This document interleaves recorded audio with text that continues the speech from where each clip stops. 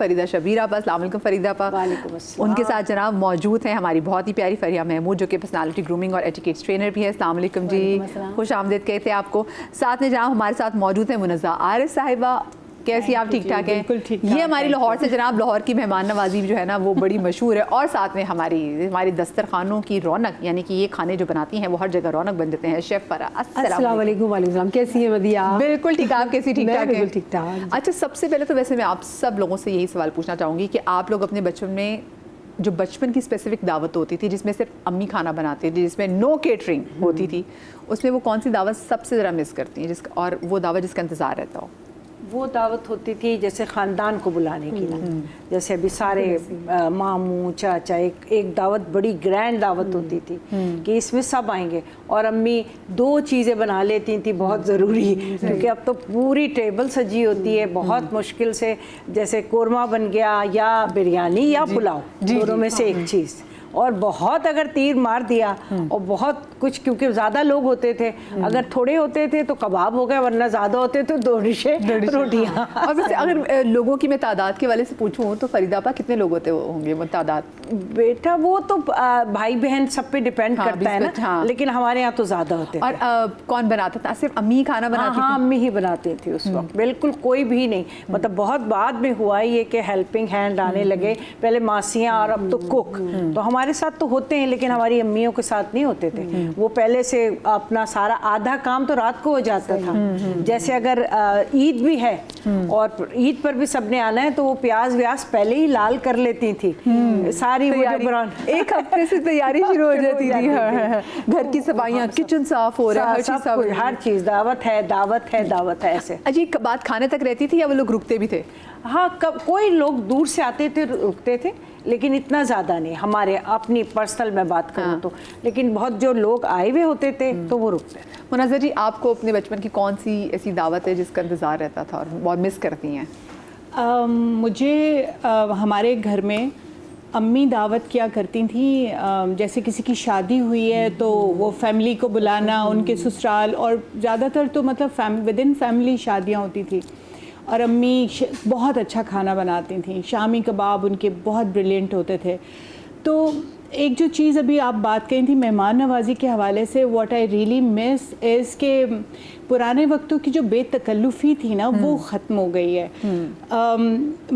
मैं दादा दादी के साथ पली हूँ, उनके घर मुझे नहीं याद पड़ता कि कभी कोई फ़ोन करके कहता था कि हम आ रहे हैं, ऐसे आप गेट खोलो तो चचा चची बच्चों के साथ आ गए हैं अचानक, और फिर हम जल्दी जल्दी अच्छा चलो अब वो उनके लिए बिस्तर लगाओ, कमरा सेट करके आओ, खाना तैयार करो, पूरे एतमाद से, पूरे जैसे कहते हैं भरम से वो आते थे। और मुनज़्ज़ा जी उस वक्त क्योंकि फ़ोन भी कम होता था ना, तो वो उस चीज़ का होता नहीं था कि हाँ कि फ़ोन करके जा रहे हैं, कोई पर्सनल स्पेस जैसी चीज़ नहीं एग्जिस्ट और करती मुनज़्ज़ा जी थी। अब तो मैं देख रही हूँ कि ये मैनर्स में शुमार होता है। ओ गज़ल जी भी मौजूद। अस्सलाम वालेकुम जी, आ जाइए आ जाइए आ जाइए। कैसी आप? ठीक ठाक हैं? कैसे हैं जनाब? मैं मेहमान का जो है ना वो खड़े होके आपका वो करती इस्तेमाल करती, लेकिन मेरे पाँव में छोटा इसलिए यही माजरत इस वजह से। अच्छा, तो अब तो ये बुरे मैनर्स में शुमार होता है। वो कहते हैं आपने किसी घर, मैं खुद भी अब ये कहती हूँ कि हाँ भाई अगर एक फैसिलिटी है, अगलों की एंगेजमेंट ना हो तो पूछ लें कि आप लोग घर पे हो तो तब जाए ना। लेकिन पहले ज़माने में वाकई और अच्छा लगता था, दरवाज़ा खोले और मुझे तो याद है मेरी अम्मी वो खुशी से पागल हो जाते थे, वो गुरु आ गया, मुझे सरप्राइज का एलिमेंट होता था ना कि अचानक किसी के घर चले जाओ, और कोई ये नहीं नॉनसेंस होती थी कि ये खिलाया वो पकाया, जो घर में पका है वो खुशी से, हाँ अब आ गए हैं तो रात का खाना ग्रैंड हो जाएगा, खा के ही जाएंगे। हाँ, सही बात। वो कुछ अच्छा। और ये कभी नहीं है कि कोई कैसा कहाँ ठहराया, कैसा जैसे वैसे बिस्तर डाल लिए, कुछ कर लिया, मतलब मकसद था क्वालिटी टाइम स्पेंड करना। और सबसे बढ़कर ये भी होता था पहले कि अगर दोपहर में आ गए और जो भी घर में है वो रख दिया, सब खा लिया, कुछ एडिशनल हो गया, तो रात को पूरा जो इन्होंने कहा है कि एहतमाम होता था, रात का भी मस्ट होता था खाना। बिल्कुल, हाँ। रात का भी मस्ट होता था। हमारी अम्मी का ये था कि अभी कोई आया है और ये इस टाइप की चीज़ें, जैसे आप लोग भी समा वाले भी काफ़ी मेहमान नवाज हैं, चिप्स हमारे पास रखे। तो वो ये होता था कि ये खा लें, चिप्स रखे, सैंडविचेस रखे, चाय रखी। अब हो गया, मेरी भाभी भी, हम बहनें भी, तो फिर मेरी माँ कहती थी नहीं नहीं नहीं नहीं 7 तो बजे हैं और वो रात का खाना नहीं खाना अरे दिल पे ले लेते थे हाँ कि हमारे घर से खाना बगैर कैसे चले गए। खाना खाए बगैर, अरे अम्मी इतनी सारी चीजें तो खिलाई हैं आपने अभी। नहीं नहीं बेटा ये खाना खा के जाएंगे, जल्दी करो। सही सही बिल्कुल सही बात है। मुझे बताएं गजल जी, आप अपने बच्चों में जो आपके घर की दावतें होती थी उनमें क्या सबसे ज़्यादा चीज़ मिस करती हैं? अच्छा, थैंक यू सो मच मदिया। पहले तो इतना अच्छा टॉपिक जो है इसके लिए हमें अवेयरनेस की भी बहुत ज़रूरत है, क्योंकि समटाइम्स हम ऐसी गलतियां कर जाते हैं being a host and being a guest, तो वो भी हमें कुछ नज़र में रखनी चाहिए। बिल्कुल आदाब। जी और दूसरी बात ये कि मुझे ये लगता है कि ये जो एटिकेट्स होते हैं होस्ट या गेस्ट के, या एथिक्स होते हैं, या हमारी जो सारी चीज़ें हैं, रिस्पॉन्सिबिलिटीज़ कह लें, ये जगहों के हवाले से भी बहुत चेंज होती हैं। जी, हमारे जो नीड्स हैं उसके भी हवाले से बहुत चेंज होती हैं। मैं एक छोटी सी मिसाल दूं कि अगर आप पाकिस्तान के हवाले से बात करें, क्योंकि मैंने दोनों वर्ल्ड्स देखे हैं, यहाँ भी और वहाँ भी बहुत टाइम गुजारा है। यहाँ पर अगर आप किसी के गांव में चले जाएं तो यहाँ पर एक कल्चर होता है कि वो आपको खाना खिलाए बगैर नहीं जाने देते हैं। अगर एट द सेम टाइम आप उसका मवाजना करें अगर वेस्टर्न वर्ल्ड से, तो वहाँ पर बहुत मायूब समझा जाता है कि अगर अचानक कोई आ जाए या आप अपने साथ आपने किसी को कहा है कि गजल जो है वो अपने हस्बैंड के साथ आएगी और मैं 2-3 गेस्ट अपने ले जाऊँ, तो वो अच्छा नहीं समझते। और एट द सेम टाइम अगर यहाँ का मवाजना करें तो ये बड़े अपनायत की बात है कि गजल आई और अपनी फ्रेंड्स को भी ले आई, हम अपना समझा। और या हम जबरदस्ती खिलाते हैं कि नहीं नहीं खाना तो खा के जाना है। बिल्कुल। अच्छा, अब वहाँ अगर आप देखें तो बहुत बुरा समझा जाता है। आप किसी को नोजी बन के नहीं खाना ही है, खाना ही है, आपको किसी को पसंद आए ना आए, नहीं हमारे घर से खाना खाए बगैर आप नहीं जाएंगे। और गजल जी एक और चीज़ बाहर ये भी होता है कि क्योंकि अब वो उस ज़िंदगी के इतने यूज्ड टू हो गए हैं कि चाहे आपने सगे बहन भाइयों के घर भी चले जाएं तो वो भी कहते हैं कि अंडरस्टूड सी बात है कि आप तो किसी होटल में रुकेंगे। हमारे पाकिस्तान में अगर आप रह रहे हैं तो आपका चाहे एक कमरे का ही घर क्यों ना हो तो वो सारे उसमें एडजस्ट कर लेंगे।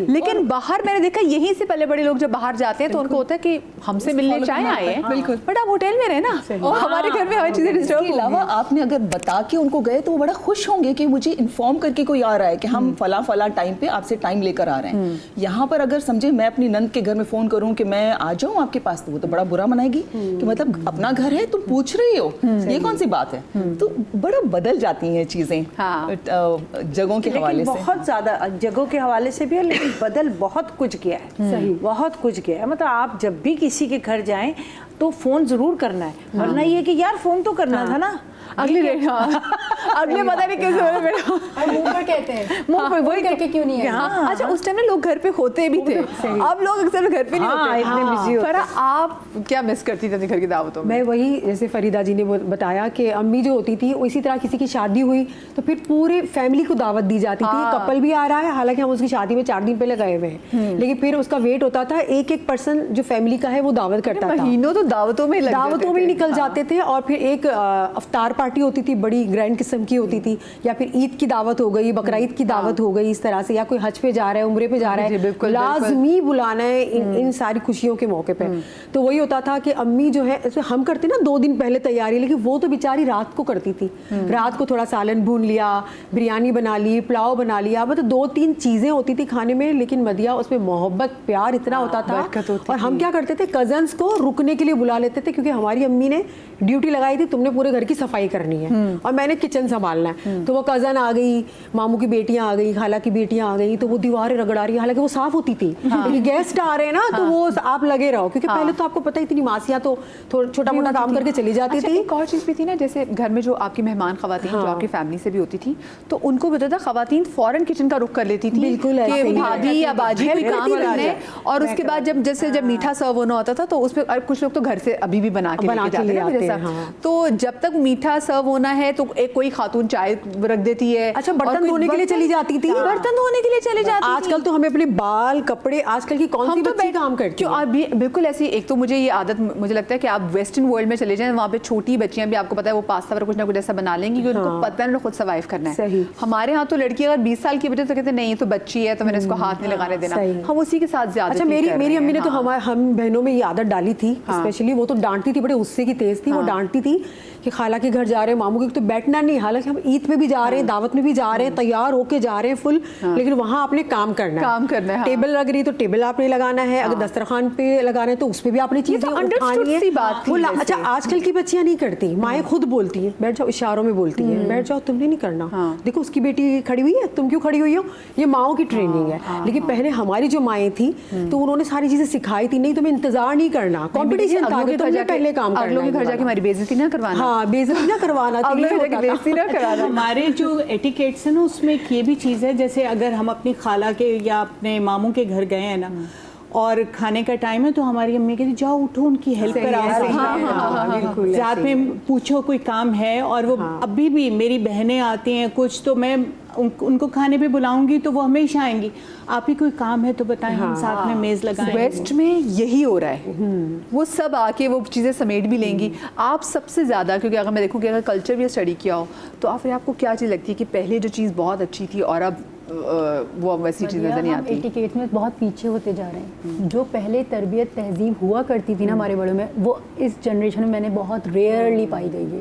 हम सब चीज़ों में आगे हैं, सब चीज़ों में, लेकिन तहजीब में इतना पीछे हो गए हैं। वो बात बिल्कुल ठीक कह रही है। पहले ज़माने में होता था ख़वातीन ऑलरेडी पहले से ही ना बच्चों को ट्रेनिंग देती थी कि इनके घर जा रहे हैं बेटा ऐसे बिहेव करना है, ऐसे करना है, और ये ज़्यादा नहीं खाना। और जैसे मुझे याद है कि वो जब कोई सर्व भी करते, ड्रिंक सर्व भी करते ना, लो तो मैं पहले अम्मी को देखती थी कि पीने के नहीं और पीने की नहीं पीनी, और छोड़ इतनी सी और मेहमानों के जाने के बाद मेरी मदर क्या करती थी, उनको पता था ना बच्चे तो बच्चे ही होते हैं, जब कोई चीज़ की क्रेविंग होती है ना, कोई चीज़ें रखी होती हैं, तो सबसे पहले वो हमें खिला पिला के ना पूरी ब्रीफिंग होती थी कि नहीं भाई इनके सामने ऐसे बिहेव करना है, ऐसे। और अगर कहीं जा रहे हैं बेटा दस्तरखान लगाएंगे, अगर वो आपने भी साथ साथ हाथ बटाना है, उनके ऊपर अच्छा नहीं लगता, हम उनके साथ हेल्प आउट करेंगे, क्योंकि और अब क्या हो रहा है, अब आंखों से वही बात, कोई जरूरत नहीं है, वो उठ रही थी क्या, तुम भी बैठ जाओ, कोई जरूरत नहीं है।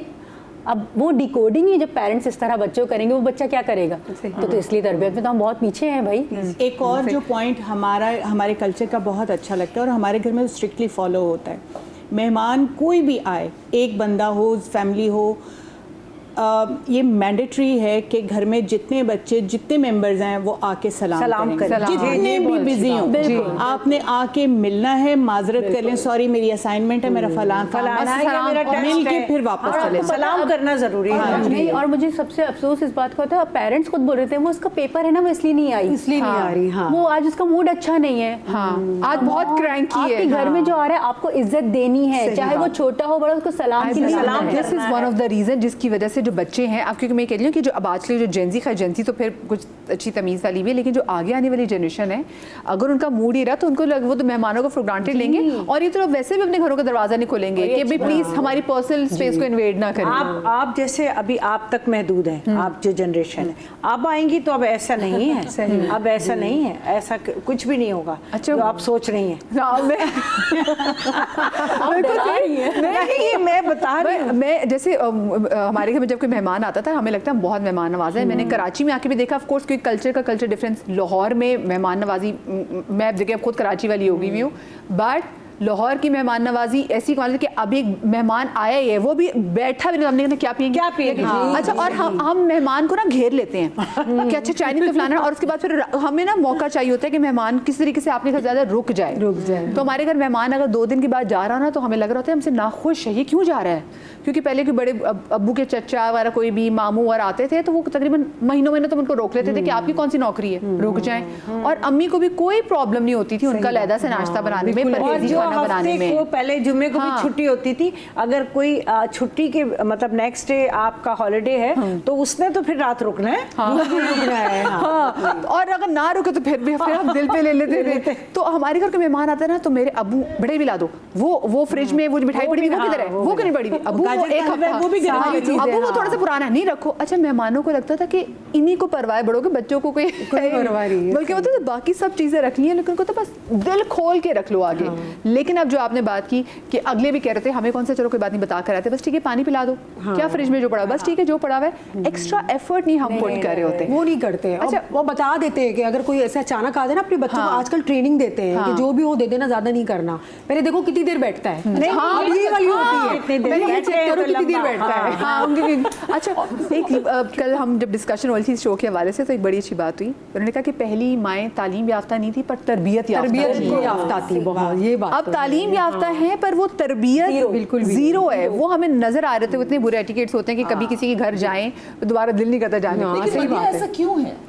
ये हाँ क्वेश्चन, हाँ ऐसा क्यों है? ये वैसे आप लोग मुझे बताएं ऐसा कि आप लोगों ने इसे क्या ऑब्जर्व किया, with the passage of time हम बजाय कि और एडवांस होते हैं, देखिए पहले पीछे चले गए। टू बी वेरी ऑनेस्ट, पहले 4 रोटियां होती थी और 2 खाने वाले होते थे। ठीक है? अब 1 रोटी है, 4 खाने वाले हैं। ठीक है, तो हर इंसान अपने हिसाब से अपना बजट बनाता है।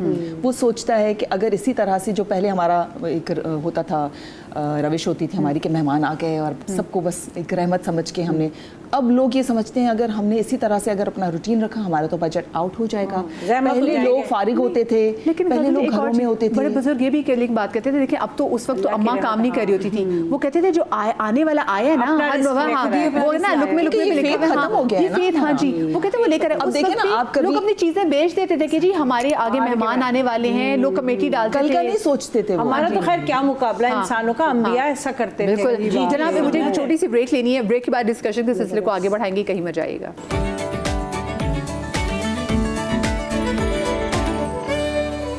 जी जनाब, welcome back after the break.